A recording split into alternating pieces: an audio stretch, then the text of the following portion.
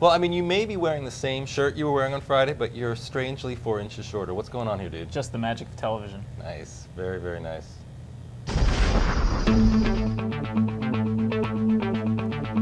From the Watergate Building in Washington, this is Hotline TV.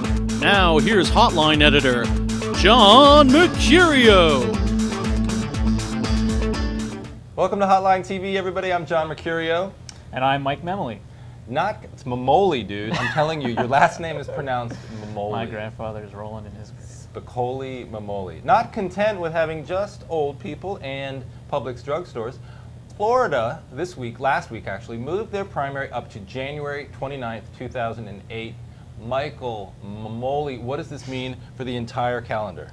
Well, practically it has a lot of impact because Iowa and New Hampshire now feel like they have to move up. Right. We learned Friday that they're threatening now to move up to almost New Year's Day. Eventually, will probably be before Christmas, maybe even Thanksgiving, before the end is set. It could actually be before people actually see this show. It could be taking place right now as we speak. That's very possible. And the DNC has threatened Florida Democrats specifically, saying, we're not going to count your delegates since you're moving up before that February 5th magical date that they had set for it.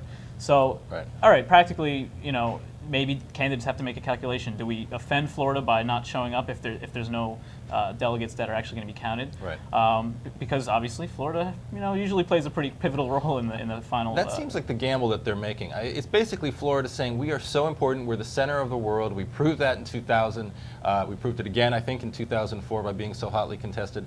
No one's going to skip us, and I think that gives us the clout to buck New Hampshire and South Carolina. The other part of the bill that was passed, moving up the primary, was throwing out their touchscreen ballots. So now we're back to, I guess, hanging chads or optical scans or something. Just what we need, and find out in January that all the election is screwed up.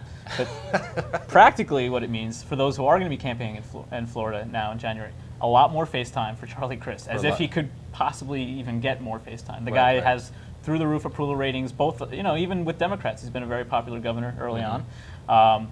And so we'll get to see that. We'll get to see the world's hottest mom, his alleged girlfriend. So she'll be out on the stump.